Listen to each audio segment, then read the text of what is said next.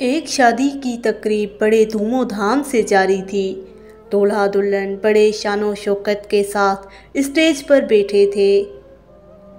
दुल्हन ने दूल्हे के कान में कहा, अपनी माँ को स्टेज से उतार दो क्योंकि मैं उसे नहीं पसंद करती हूँ। दूल्हा उठा और माइक पकड़कर 3 दफ़ा ऐलान किया, मुझसे मेरी माँ कौन खरीदेगा। हाज़रीन पे सन्नाटा तारी हो गया। फिर दूल्हा बोला, मैं अपनी माँ को खुद खरीदूंगा। उसने शादी की अंगूठी उतार कर फेंक दी और दुल्हन को तलाक दे दी और माँ के कदमों को बोसा देते हुए कहा, मैंने नफ़े का सौदा किया है। हाज़रीन में से एक आदमी ने खड़े होकर ऐलान किया, मैं इस नौजवान के साथ अपनी बेटी का निकाह करवाता हूँ, और कहा, उससे बेहतरीन खामद मेरी बेटी को नहीं मिल सकता।